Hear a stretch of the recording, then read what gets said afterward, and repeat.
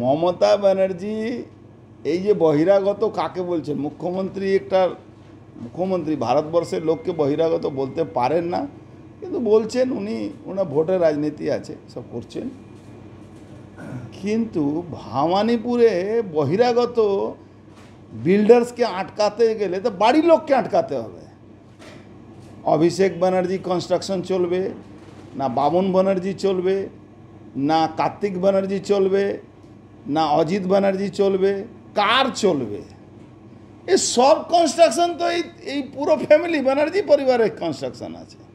ওখানে কোনো লোক একটা গুমটিও ভাঙতে পারবে না। আপনি যেখানে মমতা ব্যানার্জি থাকেন সেই গলিতে ম্যাক্সিমাম লোক মমতা ব্যানার্জি বাংলাদেশ থেকে পরিবার আসার আগে থেকে ওখানে সব থাকে।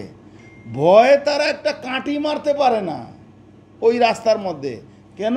ভাইপো বা ইনার যতগুলো ভাই আছে তার ছেলে বা ভাইপোরা পৌঁছে যায় বলে এই বাড়িটা আমার।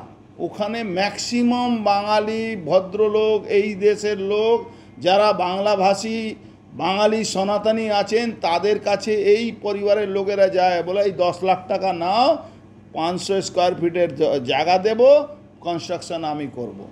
ওখানে তো যাকে সোকল্ড বহিরাগত গুজরাটি মারওয়াড়ি যে বিজনেসম্যানদেরকে বলছেন, এ তো সবার ওরা এদের আন্ডারে কাজ করে, এই ব্যানার্জি পরিবারের আন্ডারে কাজ করে।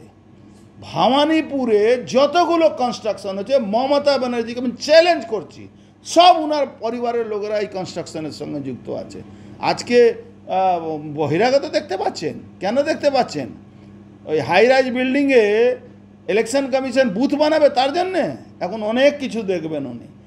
কেমন লাগে মমতা ব্যানার্জি, আগামী দিন বুঝতে পারবেন। এই লঙ্কা কাণ্ড হবে।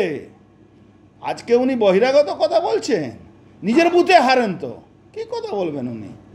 প্রত্যেকটা ওনার পরিবারের লোকেরা কনস্ট্রাকশন কোম্পানি আছে, যে কনস্ট্রাকশন ওরা যত ওখানে ভবানীপুরে আগে যারা অরিজিনাল বিজনেসম্যান ছিল সবাইকে তাড়িয়ে দিয়েছে। কাউকে পুলিশে ঢুকিয়ে দিয়ে, কাউকে ওখান থেকে তাড়িয়ে দিয়েছে। আপনার কামারহাটি বিধায়ক, বেচারি তো ওখানেই তুলতো, ওখান থেকে এখন এখানে এসে তুলতে হচ্ছে বাধ্য। হ্যাঁ, ওই তো কামারহাটি বিধায়ক তো ওই আছে, ওর নাম নিলে ওর দর বেড়ে যায়। ওই কামারহাটি বিধায়কে আগে তো অসল তোলা ওই করতো, ওই সাঙ্গপাঙ্গকে নিয়ে ওখানে করতো। তারপরে জিতে আছে যে কার্তিক ব্যানার্জি, কারণ আছে মমতা ব্যানার্জি এলাকার মধ্যে কোনো লোক নিজের বাড়ি রিপেয়ারিং করতে পারবে না। বাড়ি রিপেয়ারিং করতে গেলে মমতা ব্যানার্জি ভাইরা জোর করে বাড়িটা দখল করে না, জোর করে বাড়ি দখল করে না। এটা যখন থেকে মুখ্যমন্ত্রী হয়েছে তখন থেকে। আচ্ছা বলুন তো, মমতা ব্যানার্জি মাথাটা ফেটেছিল কি করে, কি কারণে? সব ভাইরা নিজের মধ্যে মারামারি করে কে কোন বাড়ি দখল করবে, কোন জায়গা কনস্ট্রাকশন করবে। মমতা ব্যানার্জি ঠেকাতে গিয়ে মাথা ফেটে গেছিল, আর উনি দোষ চাপিয়ে দিয়েছিল। আজ পর্যন্ত তদন্ত বেরোলো কি মমতা ব্যানার্জি মাথা কী করে ফেটেছিল? সুব্রত বক্সি নিজে ভোটটাতে দেবে তো? সুব্রত বক্সির ভাই তো ওখানে আশেপাশে পুরো কনস্ট্রাকশন ওই মারওয়াড়িদের সঙ্গেই কনস্ট্রাকশন করে। আর মারওয়াড়ি বলছি, মারওয়াড়ি আর মমতা ব্যানার্জি ভাইদের সঙ্গেই তো কনস্ট্রাকশন করে। অভিষেক ব্যানার্জি ওনার ভাই যে কাউন্সিলর আছে, অভিষেক ব্যানার্জি ওনার ভাইকে কোনো কাজই করতে দেয় না। যতটুকু আছে আশেপাশে কোনো কিছু করে খেতে হয়। কে?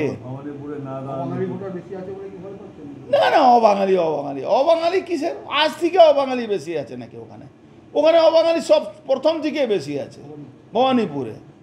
আর হাই রাইজে বিল্ডিংয়ের লোকেরা ভোট দিয়ে দিলে মমতা ব্যানার্জি 40,000 ভোটে হারবে। মমতা ব্যানার্জিকে আর পরিবার থেকে মানুষ অতিষ্ঠ হয়ে গেছে।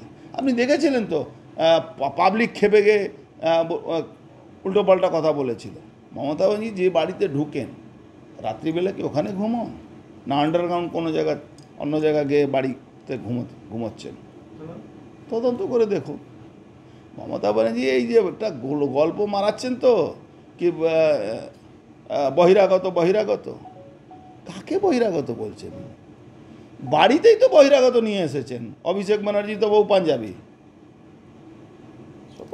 ছাড়ুন। না বলছি যে পার্থভূমি বিজয় সম্বলিতে একবার হেলেন চাই বলে ডাক দেয়।